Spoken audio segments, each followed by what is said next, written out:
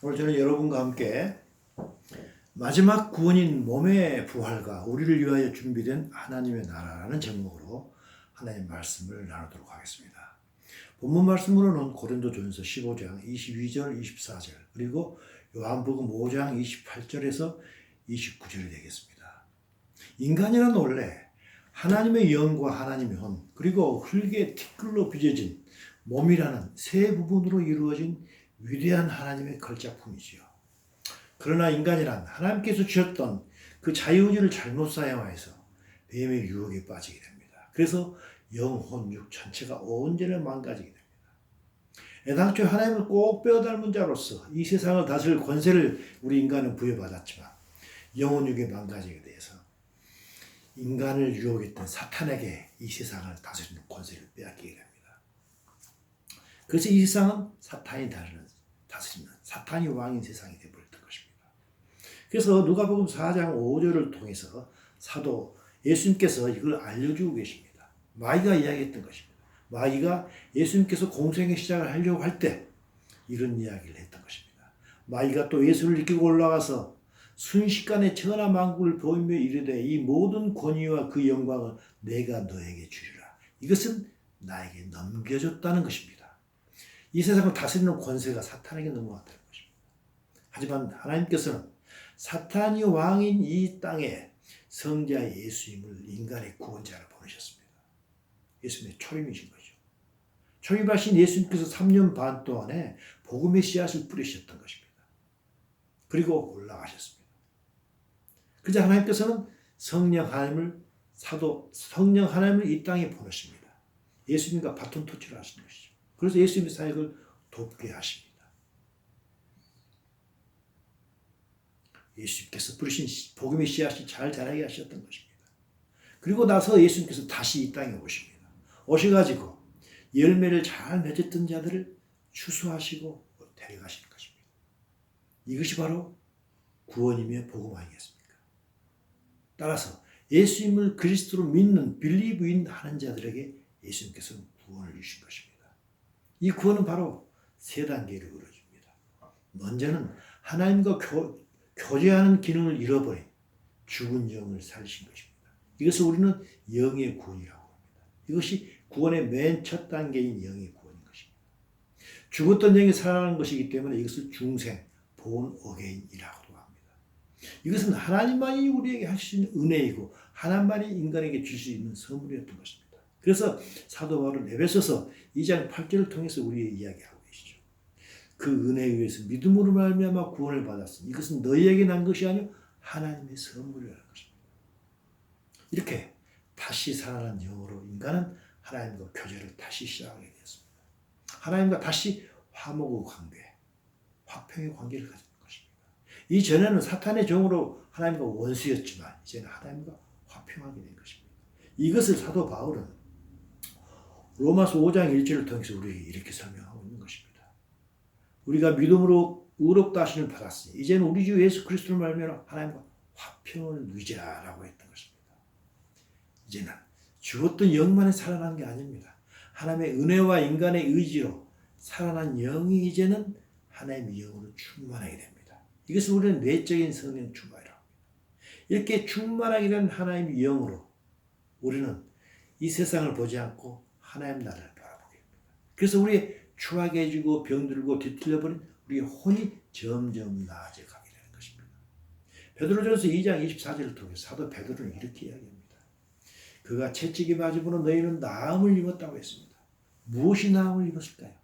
우리 흔히 말하는 병든 몸이 나음을 입었을까요? 물론 그럴 수도 있습니다. 하지만 사도 베드로가 이야기하는 것은 무엇일까요? 바로 연이어 있는 베드로전서 2장 25절입니다.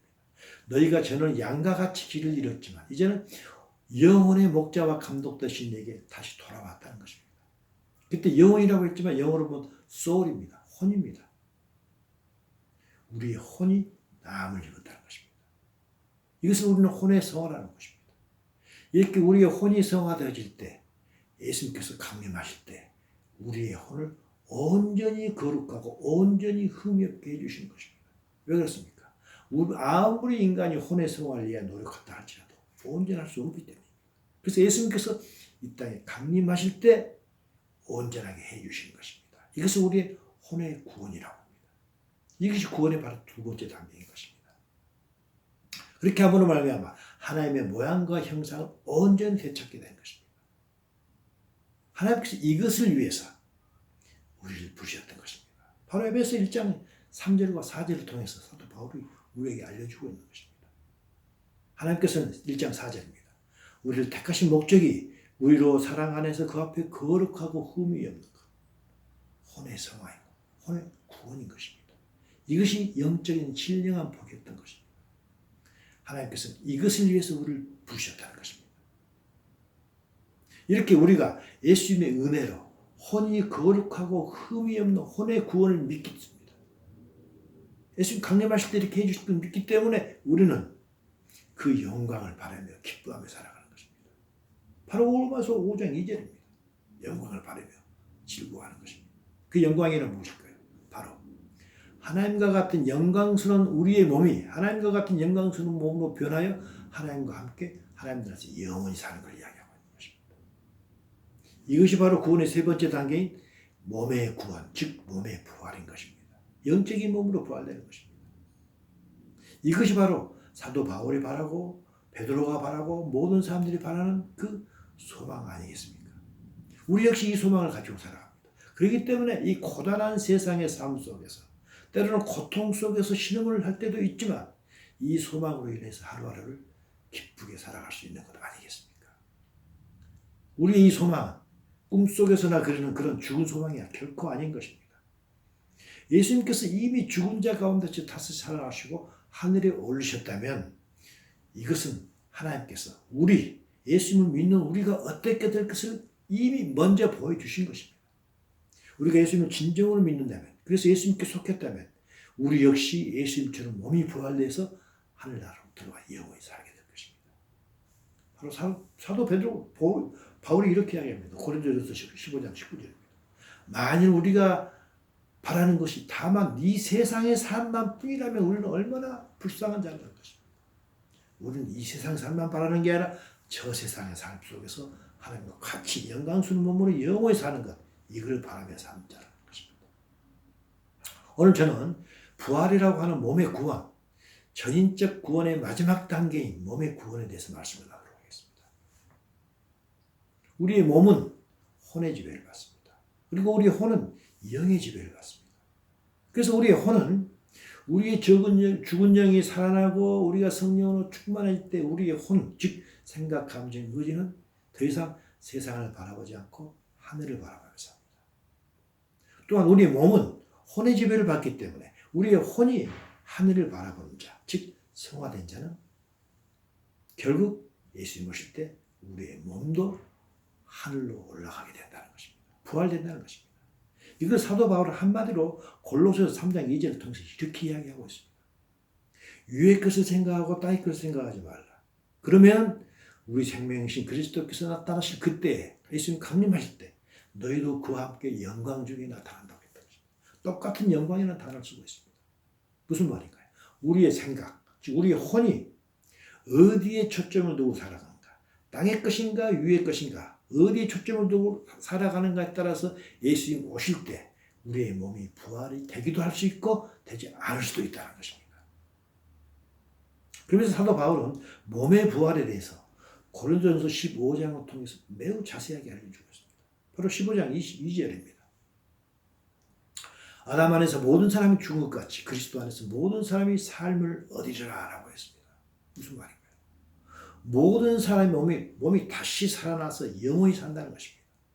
우리는 지금껏 몸이 한 번 죽으면 몸 자체는 썩어서 없어지고 그것으로 끝인 줄 알고 있었습니다. 일반적으로 선행을 한다거나 신을 믿어서 죽어서 간다는 천국이나 천당의 개념에는 몸의 부활이라는 개념은 없었던 것입니다. 하지만 하나님께서 알려주신 것입니다.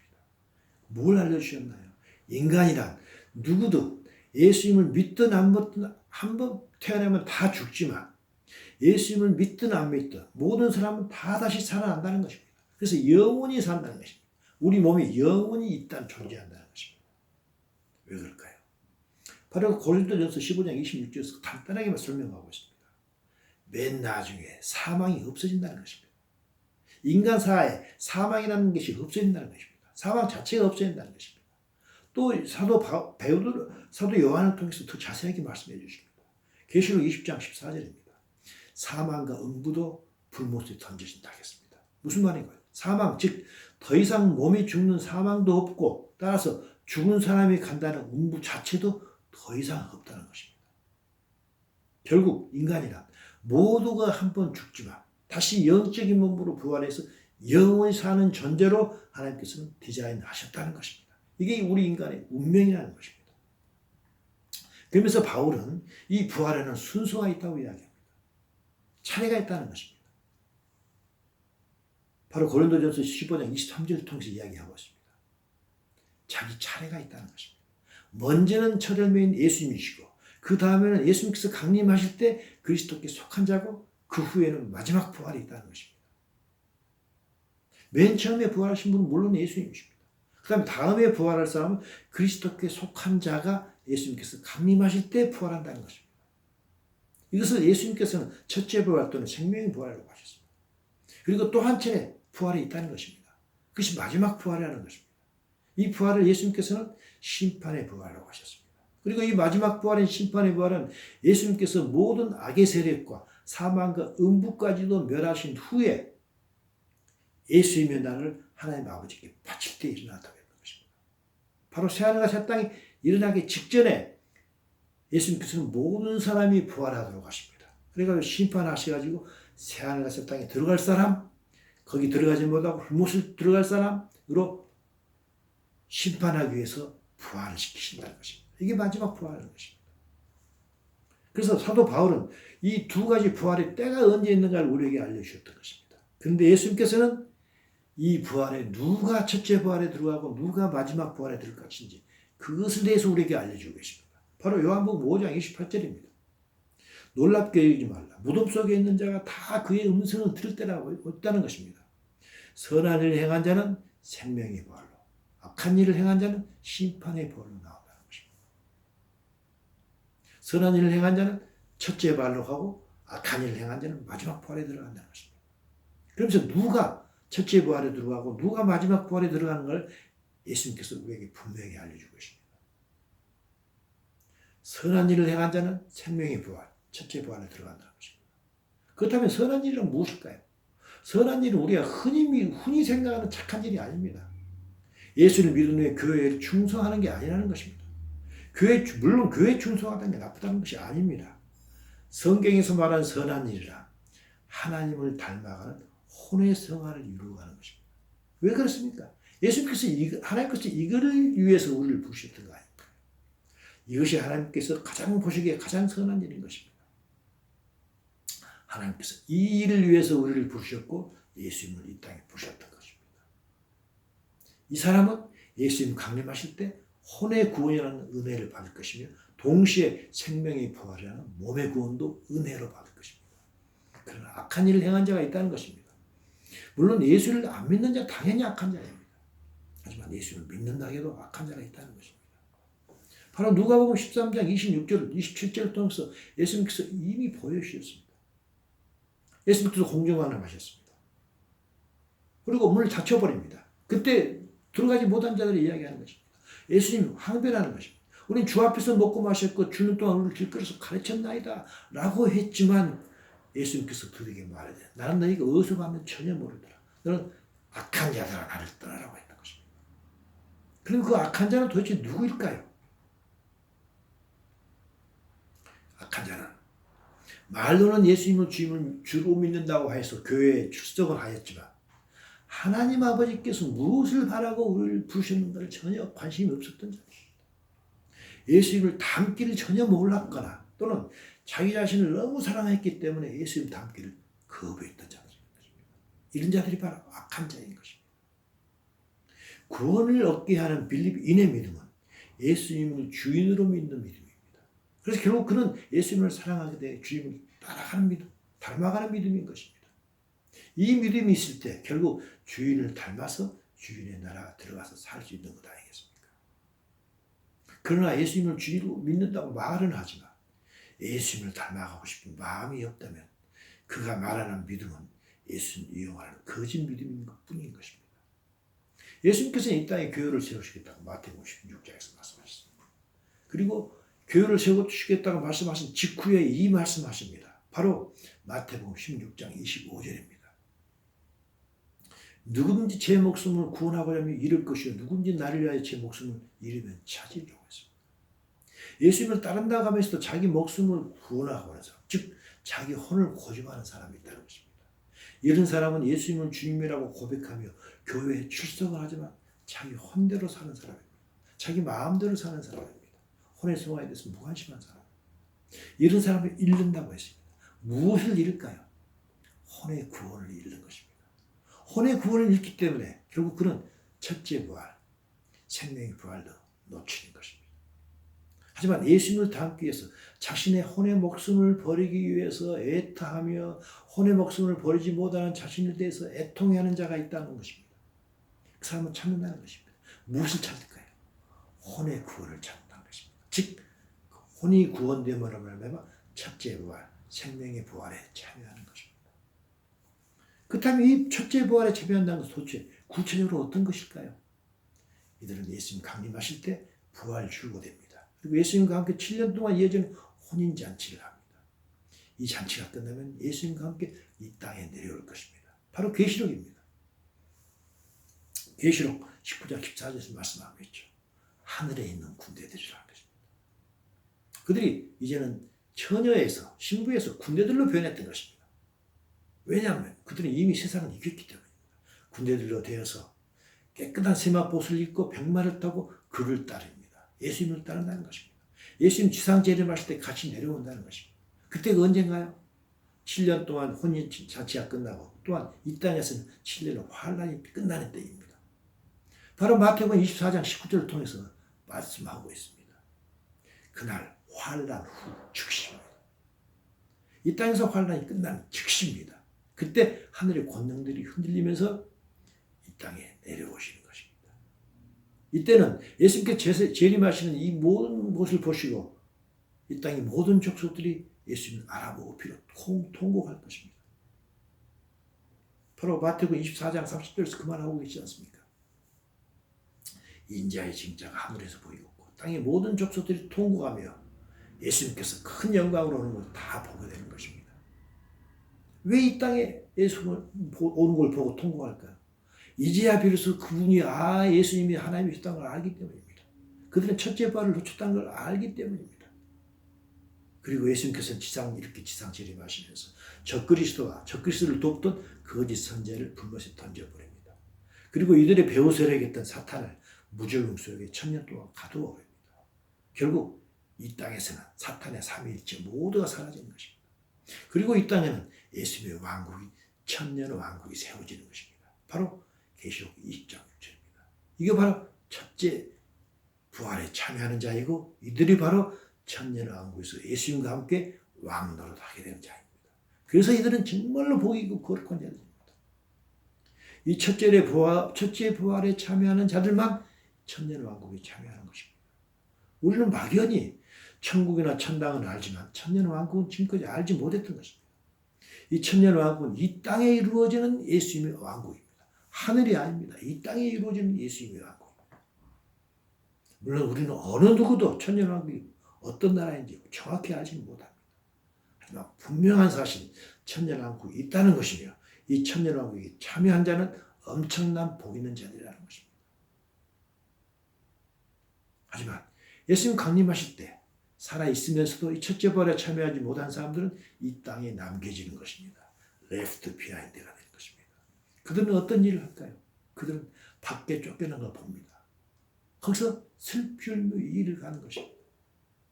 자신은 예수님 강림하실 때 첫째 부활에 참여하여 천년왕국에 들어갈 것이라고 확신하였는데 그것에 들어가지 못하여 예수님께 따졌던 것입니다. 하지만 예수님의 태도는 매우 단호하십니다. 왜 단호할 수 있을까요? 그것은 예수님께서 이미 자주 분명하게 누가 첫째 부활에 참여할 수 있는지 계속해서 알려줬기 때문입니다. 하지만 그들은 알려주신 예수님의 말씀을 귀담아 듣지 못했습니다. 그래서 그들은 천년의 왕국이 아닌 곳에서 어두운 곳에서 천년을 보내게 됩니다. 매우 억울해합니다. 후회합니다. 애통하죠. 하지만 천년이 지나면 그들도 역시 부활합니다. 하지만 이 부활은 생명의 부활이 아니죠. 이 부활은 어떤 부활인가요? 예수님께서 말씀하신 요한복음 5장입니다. 5장 29절. 선한 일을 행한 자는 생명이 부활하지만 악한 일을 했기 때문에 그들은 심판의 부활로 나오는 것입니다. 심판받기 위해서 부활하는 것입니다. 이 심판의 이름은 뭐라고 하는가? 백보자 심판이라고 합니다. 이 심판은 예수님을 믿지 않았던 악한 자와 예수님을 믿는다 하지만 혼의 생활하는 선한 일을 하지 않았던 자들입니다. 하나님 보시기에 그들이 뭐 악한 자들이었던 것입니다. 예수님을 믿는다고 해서 교회에 열심히 출석하고 11조 헌금도 내고 봉사활동도 열심히 하셨지만 미안하지만 억울하지만 그들이 잘못된 종교 지도자를 따라서 잘못된 신앙을 했던 자들인 것입니다. 그들은 올바른 메시지를 분별하지 못한 채 귀를 간지럽히는 말씀을 골라들었던 사람들입니다. 마태복음 23장을 통해서 예수님께서 이미 말씀하셨죠. 잘못하는 서기관과 바리새인이 있다는 것입니다. 그들은 11조는 강조했지만 더 율법이 더 중요한 말은 전혀 강조하지 않았던 자들입니다. 그들은 맹인된 인도자였던 것입니다. 그들은 별로 중요하지 않은 것은 다 걸러내고 정말로 중요한 낙타는 삼켜버렸던 자들입니다. 그래서 그런 잘못된 종교자들을 따라서 다녔던 사람들이 있다는 것입니다. 그들은 경건해 보였지만 종교생활만 열심히 했지 하나님 나라를 바라는 본질적인 신앙생활을 하지 않았던 자입니다. 하지만 그들에게도 어떤 사람은 예수님을 믿어서 하나님의 영이 그들 안에 들어온 사람이 분명히 있다는 것입니다. 그래서 그들의 이름이 생명록 기록이 되어 있을 것입니다. 그래서 계시록 20장 12절을 통해서 이렇게 말씀하시죠. 모든 사람들이 다 부활되는데 그 중에 생명록이 있는 사람이 있고 없는 사람이 있다는 것입니다. 생명록 이름이 있는 자는 새하늘같이 땅에 들어가지만 생명록 이름이 없는 자는 불못에 던져진다는 것입니다. 그래서 이 마지막 심판의 부활이 돼가지고 그 전에 예수님을 믿기는 믿었지만 온전히 믿지 못해서 이름은 있었지만 첫째 부활에 참여하지 못한 사람들은 이 부활에 참여해가지고 결국 부활에 불못에 가지 않지만 새하늘같이 땅에 들어간다는 것입니다. 그들은 어떤 자들인가요? 그렇게 구원은 받았지만 천년왕국이라는 엄청난 상급을 놓쳤던 것입니다. 이것에 대해서 바울은 고린도전서 이미 이야기하셨죠. 고린도전서 3장 14절입니다. 어떤 사람은 상을 받고 어떤 사람은 상을 받지 못한 자입니다. 상을 받지 못하지만 그들은 구원을 받기는 받지만 불 가운데서 받는 것 같은 구원이라는 것입니다. 세상적인 말로 흔히 말하는 턱걸이 구원이라고 합니다. 또는 불 가운데 받은 구원이라고 하는 것입니다. 하나님께서 이렇게 자신의 계획을 이미 다 알려주신 것입니다. 그리고 우리 모든 인간이 그 계획에 동참하기를 원하셨던 것입니다. 그래서 이사야 선지자가 이렇게 이야기했지 않습니까? 이사야 선지자입니다. 내가 시초부터 종말을 알리고 나는 처음부터서 맨 마지막을 이미 알려준다는 것입니다. 처음부터서. 아직 이루지 아니한 일을 애초부터 보여주지 않는다는 것입니다. 하나님의 계획을 다 알려주시는 것입니다. 그러나 수많은 사람들은 이런 하나님의 계획이 인간의 역사에 다 이루어지는 것을 이스라엘 역사를 통해 다 알면서도 이 계획에 대한 하나님의 약속의 말씀을 귀담아 듣지 않았던 것입니다. 마태복음 13장에서 이미 예수께서 말씀하셨습니다. 이사야의 애언이 그들에게 이루어졌나니 듣기는 들어도 깨닫지 못하고 보기는 보아도 알지 못했다는 것입니다. 하나님의 계획을 그들은 듣기는 들어도 귀담아 듣지 않고 보기는 보아도 알지를 않았다는 것입니다. 왜 그랬을까요? 연이어서 13장 15절에서 이렇게 말씀하십니다. 백성들이 마음이 완악해졌다는 것입니다. 그래서 그들은 귀로는 듣는다고 하지만 귀를 막아버리고 눈으로 본다고 하지만 눈을 감아버렸다는 것입니다. 왜 그랬었나요? 내게 고침을 받을까 두려워했다는 것입니다. 하나님의 말씀을 듣고 고쳐야 되는데 마음이 완악해져서 하나님의 말씀을 듣기 싫어했다는 것입니다. 자기가 하고 싶은 대로 자기 마음대로 자기가 주인이 되어 살아가고 싶었던 것입니다. 왜냐? 왜 그렇습니까? 그는 자기가 얼마나 죄인이고 타락한지를 몰랐던 것입니다. 하지만 마태복음 13장 16절에서 말씀하시죠. 너희의 눈은 봄으로 너희의 귀는 들음으로 복이 있다는 것입니다. 많은 선지자 의인들이 우리가 보는 것을 보기를 원했고 우리가 듣는 것을 듣기를 원했지만 그들은 몰랐다는 것입니다. 그렇다면 선지자들이 보기 원했지만 보지 못하고 듣기를 원했지만 듣지 못했던 것은 무엇일까요? 바로 마태복음 11장 13절에서 하나님께서 알려주고 계십니다. 모든 선지자와 율법에 의하는 것은 요한까지였다는 것입니다. 예수님까지는 온전한 예언을 하지 못했다는 것입니다. 그러나 우리는 예수님을 다 안다는 것입니다. 이렇게 우리는 직접 예수님을 보았고 예수님을 들은 자이기 때문에 복이 있다는 것입니다. 결론을 내리도록 하겠습니다. 우리는 구원자 예수님을 알기 때문에 믿었기 때문에 참으로 복이 있는 자입니다. 이것뿐 아닙니다. 지금은 성령 시대입니다. 우리에게는 성령님이 또한 계십니다. 그렇기 때문에 복이 있는 자들입니다. 하지만 이 땅에 계신 성령님은 이 땅에 무한정 계시지가 않다는 것입니다. 예수님께서 공중강림하시고 하늘로 올라가실 때 성도들과 함께 성령을 거두어 가신다는 것입니다. 바로 에베소 1장 14절에서 사도 바울이 이야기하고 있습니다. 영어로 보면 훨씬 쉽습니다. until이라는 단어를 썼습니다. until the redemption of thos입니다. 우리의 몸이 영적인 몸으로 부활돼서 올라갈 때까지 성령님 우리에게 계신다는 것입니다. 그렇기 때문에 조금 있으면 예수 오시고 나시면 성령님 이 땅에 거두어 가시는 것입니다. 하지만 우리에게는 지금 아직까지 성령님이 계십니다. 이뿐 아닙니다. 우리에게는 하나님의 말씀이 성경이 있는 것입니다. 성경이 우리에게 어떤 일을 해주시나요? 바로 디모데 후서에서 사도 바울 분명히 이야기해 주십니다. 모든 선한 일을 행할 능력을 갖추게 해준다는 것입니다.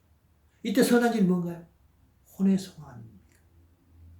우리는 성경을 범으로 온전한 사람, 즉 혼의 성화를 이루어가는 선한 일을 할 능력을 갖다주는 성경 하나님의 말씀이 우리에게 있다는 것입니다.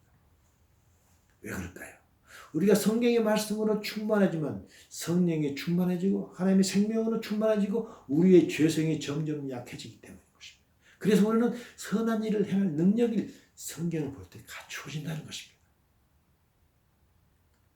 우리 모두는 성경을 가까이 하면 늘 깨어있는 우리가 되기를 바랍니다.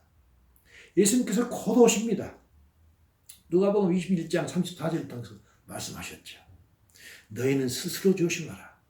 그렇지 않으면 방탕함과 술 취함과 생활의 염려로 마음에 둔하여지고 뜻밖의 그날이 덫과 같이 너희에게 임한다겠습니다. 우리가 조심하지 않으면 성경을 통해서 계속해서 성경 말씀 보지 않으시면 우리는 이 세상의 거대한 파도에 넘어질 수밖에 없던 연약한 존재입니다. 그러면 예수님께서 우리가 깨닫기 전에 덫과 같이 오실 것입니다. 하지만 말씀으로 깨어있으면 덫과 같이 오지 않습니다. 준비를 하고 있기 때문입니다. 예수님 오셨다가 다시 올라가시면 이 땅에 7년 환란이라는 한 번도 경험하지 못한 환란이 있을 것입니다. 하지만 우리가 깨어서 준비하고 있다면 우리는 이 일을 당하지 않는 것입니다. 왜 그렇습니까? 예수님 강림하실 때 이미 우리는 부활돼서 올라가서 이 땅에 남아있지 않기 때문입니다. 그렇기 때문에 우리는 7년 환란 당하지 않는 것입니다. 그래서 예수님께서 뭐라 하셨나요?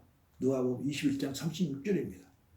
이러므로 너희는 장차 올 이 모든 일을 피하고 인자 앞에 서도록 항상 기도하며 깨어있으라고 했던 것입니다.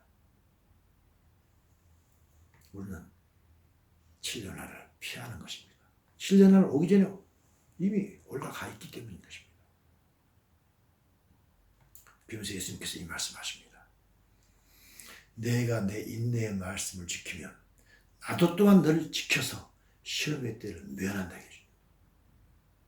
이 시험은 무슨 때인가요? 온 세상에 임하여 땅에 거하는 모든 자들을 시험한다 하겠습니다. 이 시험은 우리가 흔히 말하는 조그만 자잘한 시험이 아닙니다. 7년 대업 환란을 이야기하고 있는 것입니다.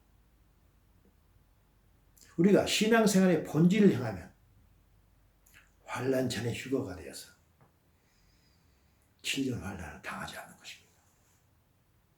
하나님의 말씀을 지키기 위하여 신앙생활을 한 사람을 왜 하나님께서 그토록 힘든 준주역 같은 대환란을 거치도록 하겠습니까? 성도가 7년 환란을 거치고 난 후에 휴거가 된다는 환란 통과설 또는 환란 후 휴거라는 것은 잘못된 믿음인 것입니다. 우리는 환란 전에 휴거가 되는 것입니다.